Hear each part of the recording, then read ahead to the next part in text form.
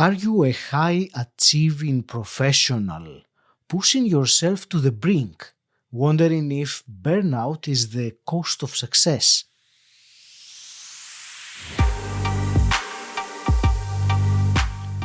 Welcome to Personal Development Mastery, the podcast that helps intelligent, busy professionals develop self-mastery and discover their calling so you can thrive in a fulfilling, purposeful life. I'm your host, Agi Keramidas, and this is episode 498. By listening to this episode, you are going to discover why high achievers often unknowingly drive themselves into burnout and how to change course. You will learn the two most common habits that silently fuel burnout and how to replace them with empowering alternatives. And you will get a practical 5-second technique to reset your nervous system and reduce stress in real time. If you are constantly chasing excellence and feeling the toll of stress, exhaustion, or diminishing returns, this episode is for you. Before we dive in, remember, my fellow mastery seeker, if you want to go deeper into the episode, join us at our free community, the Mastery Seekers Tribe, for more. Go to masteryseekerstribe.com. Now let's get started. Today I'm delighted to welcome Scot Anderson back to the podcast. Scot, you are a licensed mental health therapist, executive coach, and the founder of Double Dare business coaching service. You are also the author of You're Not Toast, and you are passionate about helping high-achieving professionals break free from burnout and rediscover passion in their work and life. Welcome back, Scot. It's wonderful to have you back. Oh, thank you. It's so great to be here. It's great to see you. It feels familiar in a way, so that's it's a very nice feeling to begin any conversation. I will share here, Scot, for reference that you first joined us back in episode 248. That was like 2.5 years ago.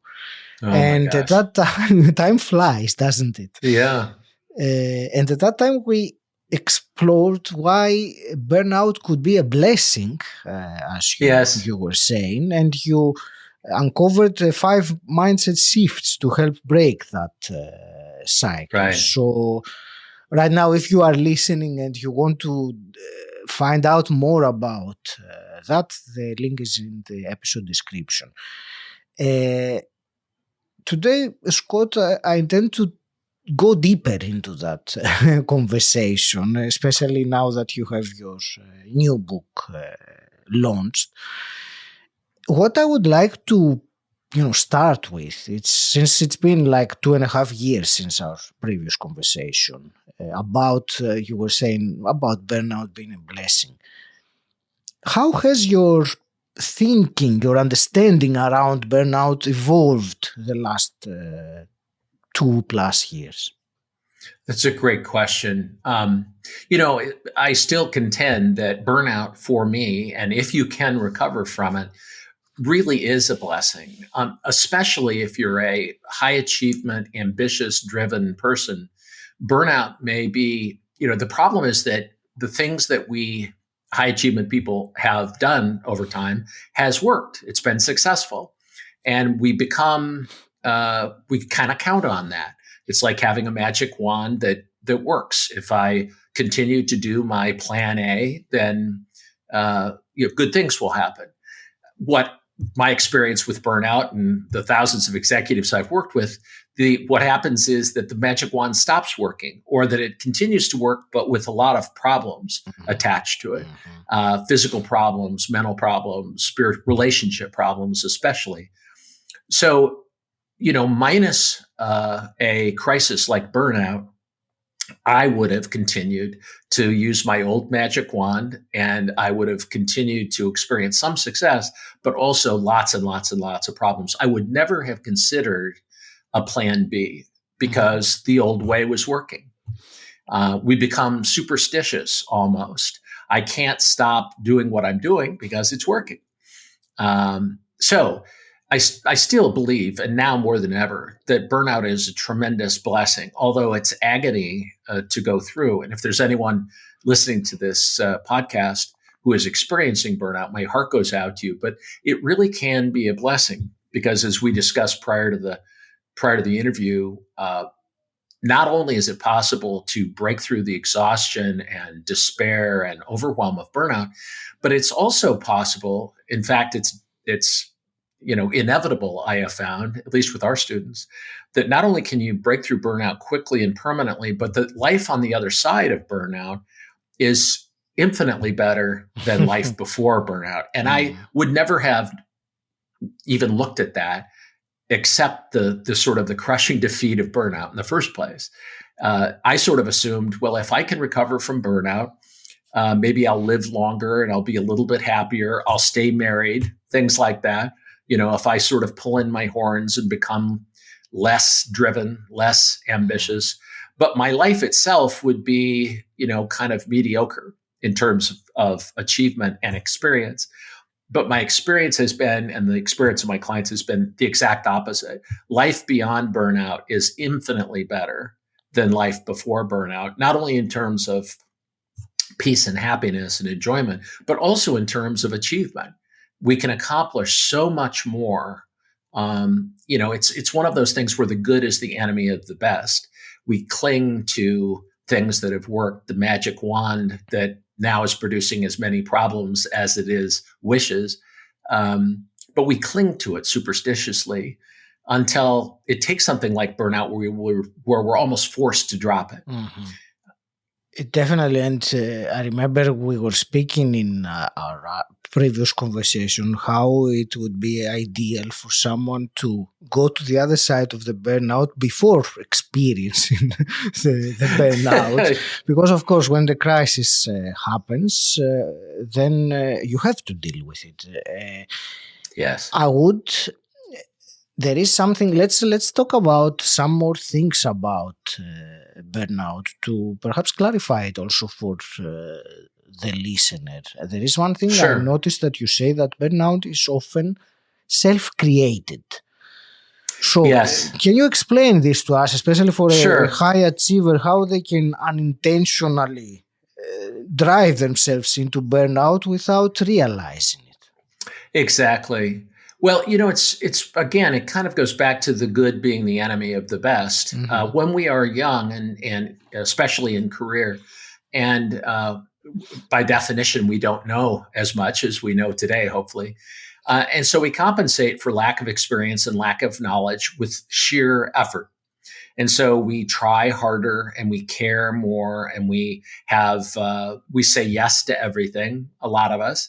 And as a result, we are recognized and rewarded, and it really works for a while. But as we age and gain experience and gain, hopefully, expertise, the need for that dissipates, but we continue to do it anyway, kind of out of, again, I think out of superstition and out of the fact that it works or it did work. Mm-hmm. But as we age, and particularly as we add, let's say, a life partner or children or our role in our occupation or our profession grows and grows, the old way no longer works. It doesn't scale. Our saying yes to everything and working harder than everybody else and worrying more than everyone else, while it worked when we were in our 20s and 30s, maybe, at about 40, the wheels start to fall off. And this is especially true if you have any kind of important relationships in your life.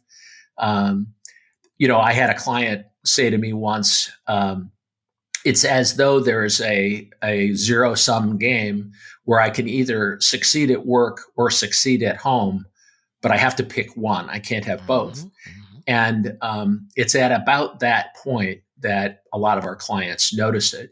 But when I talk about creating our own burnout, and this is, again, I think, a blessing. It's controversial. Often when I speak from stage, I start by saying, except in rare exceptions, you are causing your own burnout. There, I said it.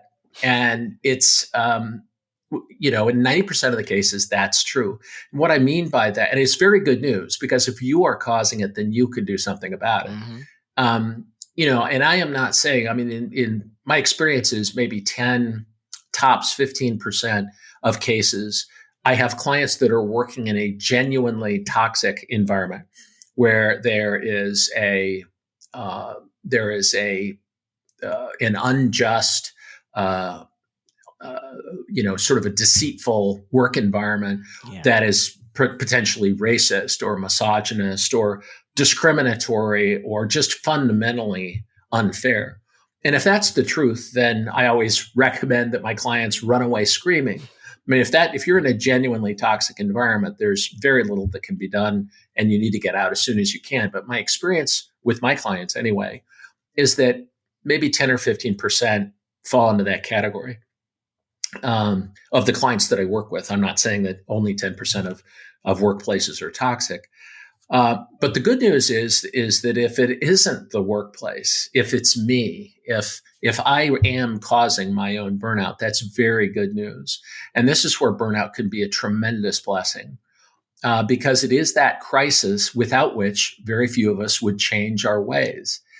Because the good is the enemy of the best, and good is pretty darn good for most of us. Until we hit that existential question, something like succeed at home or succeed at work, pick one. It takes a crisis like that, I think. But again, I think the fact that we do cause our own burnout is really good news. And what I found is there are basically two things that most burnouts do, and I certainly have done. And this is sort of a kind of a broad generalization, but the first one is a perfectionism that serves us particularly when we're younger and have less expertise and less experience and simply less knowledge. Shooting for perfection is something that, because we can put so many more hours into it than we can later in life, serves us. But perfectionism ultimately is one of the biggest problems.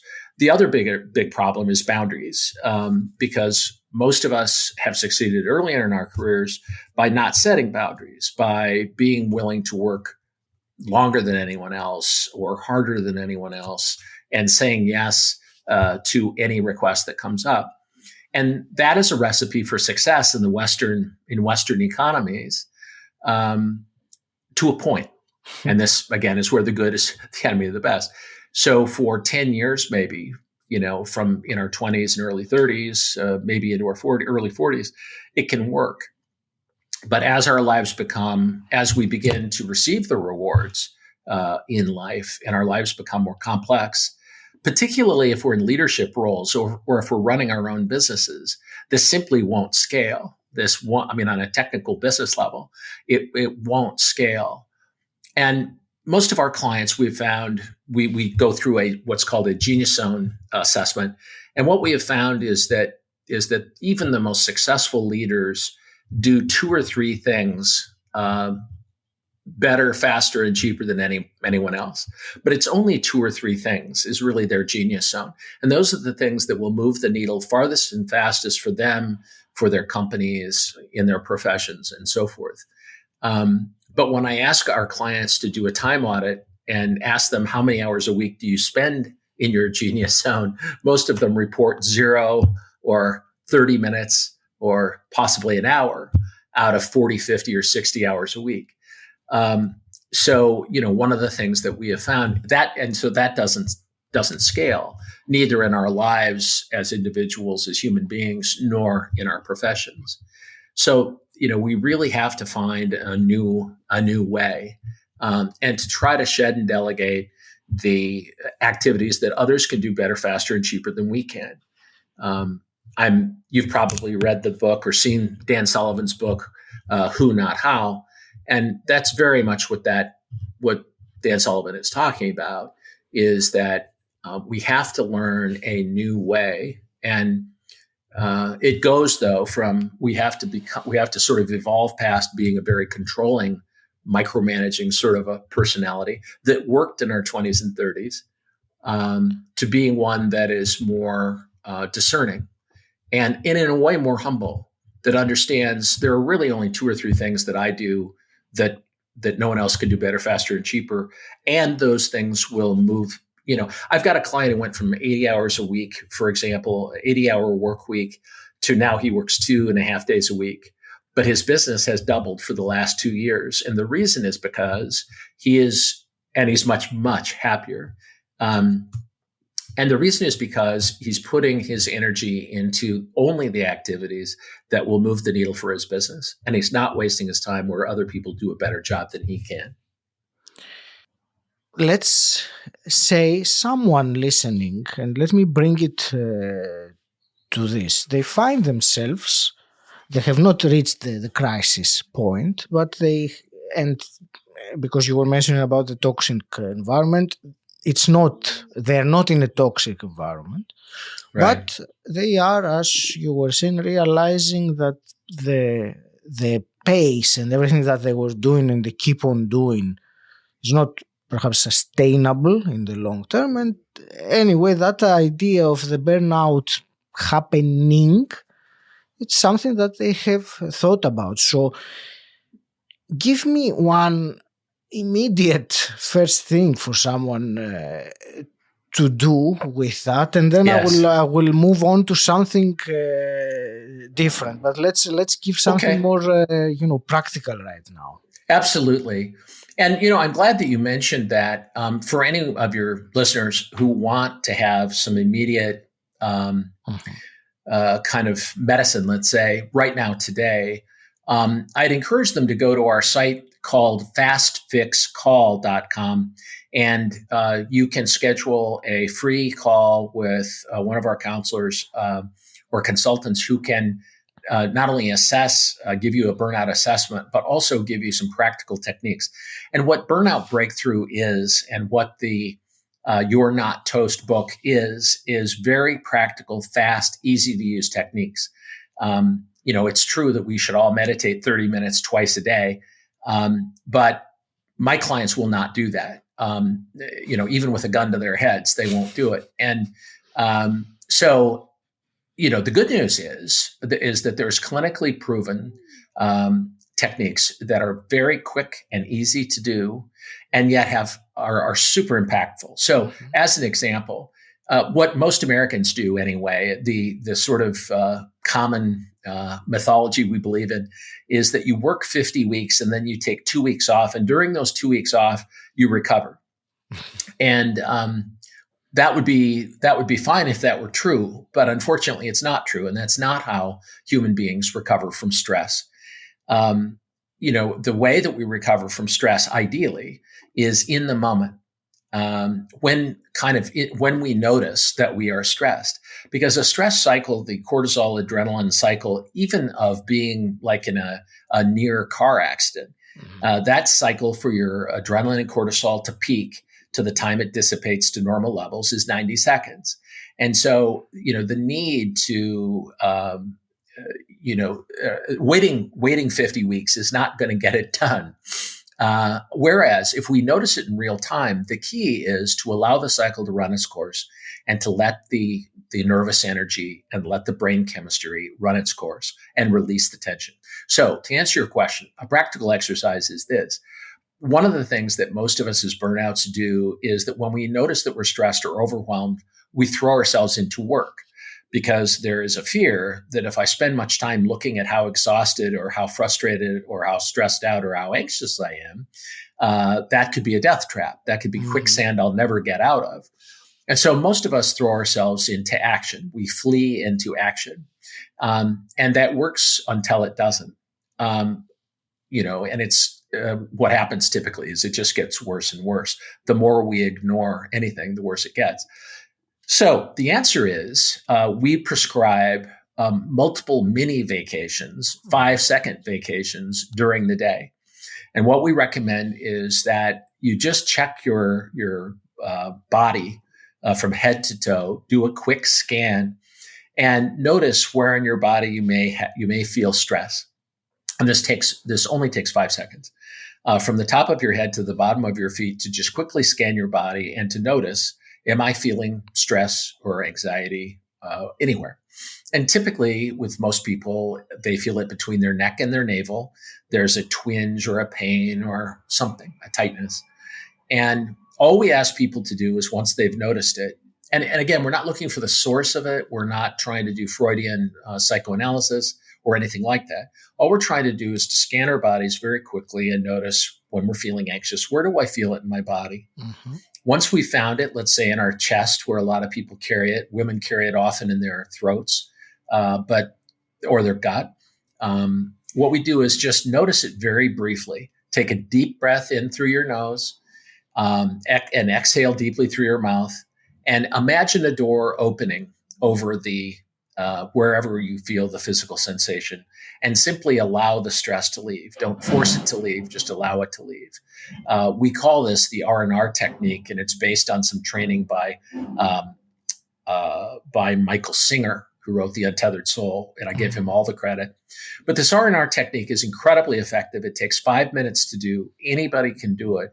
And the idea is that if we do this as often as we're noticed we are stressed during the day, that's really the key. And in the beginning of my own recovery from burnout, that's all I had. It was sort of my first mini discovery in looking through the literature on burnout. And, in 10 days' time, I noticed a significant difference. It's not a complete solution, but what it does and this is the first thing we give most of our clients, because it gives them a glimmer of hope that there is light at the end of the tunnel and that there is a way through this. And it's something that I can actually do. Versus taking a sabbatical. We've had a number of clients take sabbaticals and return just as exhausted and stressed as when they left. Yeah. But these 5-second mini vacations during the day really work. This is great. Thank you. And very practical. And the way you are describing it, I think one other major benefit that comes from doing that is that those 5 seconds or even less, there is awareness of the moment, yes, of what is happening, rather than being completely absorbed by the autopilot or, the internal yes, dialogue or whatever is causing the stress in the first place. So by bringing your attention to the body, yes, and realizing this and taking a breath, as simple as it sounds, it's not easy to do it at that time, because it's you need to create the awareness to actually do it, yes, when you're stressed. But it is a fantastic practice, and thank you for sharing such a simple and yet so important. And it is important, but it is very counterintuitive. I mean, one of the things I found in my own practice and in writing the book is that it isn't that any of this is impossible to do. It's just very counterintuitive, especially for high achievement people, because what we have found in our lives and our careers, in every other area of our lives, is that we either avoid problems or we solve problems. And that works great if it's, if we're splitting the atom or changing a tire. We can attack it and solve it if it's a solvable problem. But thoughts and emotions are not subject to the same laws as splitting the atom or changing a tire, because thoughts and emotions don't have concrete reality in the way that splitting the atom does or changing a tire. And so, unfortunately, again, the magic wand that's worked so well in every other area of our lives will only make disturbing thoughts and emotions worse. And if we try to fix them or if we try to avoid them, both will make the problem worse. Whereas, as you say, just by noticing, just notice, like a scientist would look at a microscope slide, not to fix or avoid, but merely to notice what's actually happening. That's incredibly and deceptively powerful. Absolutely, definitely. Scott, there is one other thing I wanted to ask you about, and that was the connection, shall we say, between forgiveness and self-forgiveness yes, with burnout or recovering from burnout. Yes. So I would love to hear your thoughts on that. I listened to I think it might have been your last episode, was focused a lot on forgiveness. I thought that was such a brilliant show and such a Thank you. brilliant conversation. And it's absolutely true. I mean, forgiveness is really the uh, it's one of the last things we address in the burnout breakthrough methodology, because it just sounds so counterintuitive and unrelated to burnout. But one of the clinical symptoms of burnout is that comes upon us very, very gradually and slowly, and yet it's one of the hallmarks of clinical burnout, is a cynicism about other people that can become a kind of a victim mentality. And we begin, and it's so subtle, it's like, grass growing, but one of the hallmarks of burnout is beginning to think, it's them, it's my employees, it's my investors, it's my customers, my family, my spouse, they're causing the problem. And for, self-actualized, ambitious people, achievers, that we really cringe and bristle at that idea. And yet, if anyone wants to go to our fastfixcall.com and take the assessment, you'll see that this is one of the hallmarks of burnout. Mm-hmm. So what we have found is that forgiveness, and self-forgiveness in particular, but forgiveness generally is really the bedrock of not only recovery from burnout, but propelling you beyond burnout into a life where you're not marginalized, you haven't given up anything. Indeed, you're much more capable, and there's much more opportunity. But forgiveness is really that ground zero of getting to the point where even the people that you resent the very most. As an example, one of the things that I went through I caused most of this myself.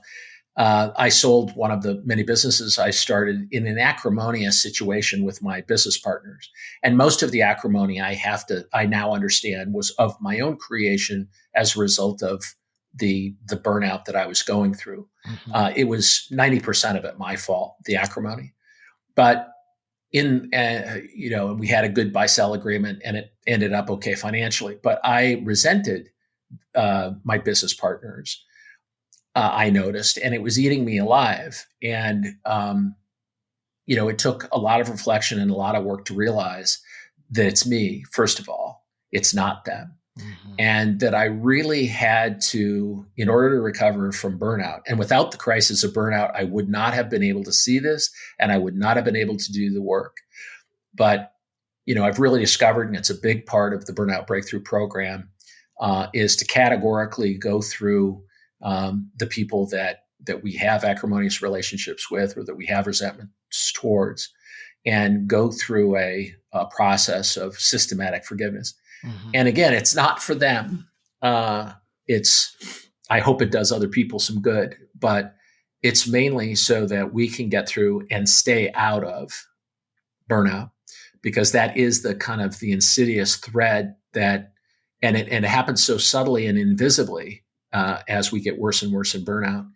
But that really is the key, is forgiveness and self-forgiveness, I would say, in particular. Also to try to fix things we have broken. I mean, and one of the things that I've tried hard to do, as particularly when I think of the business that I sold most recently, to try to fix the relationships that I had broken. And that is not always possible. In some cases, it's not possible. But the effort, the intention to fix what I've broken, not necessarily to seek forgiveness, but to try to fix what I've broken, the intent to do that is incredibly healing, even if forgiveness doesn't come, because sometimes it doesn't. Sometimes we ring the bell and it cannot be unrung. And that's also where self-forgiveness comes. Mm-hmm. That, I've had to learn that, I regret many of my actions that occurred during burnout. I feel as though I was sort of in a kind of delusional state in a way, but I recognize now that I was wrong, and I've tried everything I can to try to fix what I've broken. And I've not been able to do that entirely, but the effort has made it all the difference. Forgiveness, it is so much about ourselves, and not about, even if we're not talking about self-forgiveness, in the end, I believe the effect of holding, let's say, a grudge or resentment or blame, Yes. the effect is never on the other person. It is us who suffer. So I remember Yes. what Buddha said, that it is like holding a hot coal with the intention of throwing it to the other person, but you are the one that gets burned. Yes. The other Yes. person has no idea that you're holding this coal. Yes. It's like drinking poison, as they say, expecting others to die. Exactly. It's insane. It's insane. It is, but we do that, and it is common. And it's great to realize that forgiveness is about us, and liberating and healing us. You use the word healing. Exactly. Scott, as we start wrapping this conversation up, I want, first of all, to thank you. Second, I want to ask you where can the listener connect with you? You mentioned it earlier, but say it again. Sure. Yeah. If you just like some information and you can take a quick online burnout assessment, I'd ask you to go to fastfixcall.com. And you can also, we can give you links for the new book, You're Not Toast, and for the Burnout Breakthrough Program. But if you just go to fastfixcall.com, it's a free call. We can do an assessment for you, and we can give you some quick, very well proven techniques that are free, and you can start using right now. You asked me before we got on the interview about my intention for this call, and it really is to leave people with the idea, with the truth that there is hope, and that's remarkably faster and easier, if counterintuitive. But you absolutely can break through burnout, and you can do it quickly, and you can do it permanently. So yeah, check out fastfixcall.com, and we'll get you started.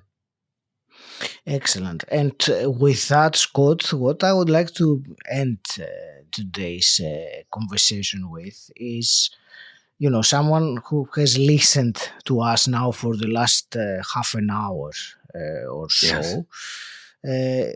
Share with him or her what is your final message to someone who has listened so far. Sure. Thank you. Well, again, I think it's hope. That you absolutely can, and if you follow some, clinically proven techniques, you absolutely will break through burnout. And more than that, discover a life beyond burnout that is immeasurably better. Again, my fear was I might be able to patch up my home life and, lower my blood pressure, but I would have to live a life of mediocrity and boredom. And the opposite is true. Not only can you break through burnout quickly and permanently, but you can also have a life, because of forgiveness and because of things we wouldn't ordinarily do, that is immeasurably better in every dimension, mind, body, spirit, than any success we might have celebrated in the past. I hope you have found this episode enlightening. If you've been resonating with these conversations and feel like you are at a crossroads in your life, I offer private one-to-one coaching to help you gain clarity and step into your next chapter with confidence. If that sounds interesting, reach out to me and let's chat. And until next time, stand out, don't fit in,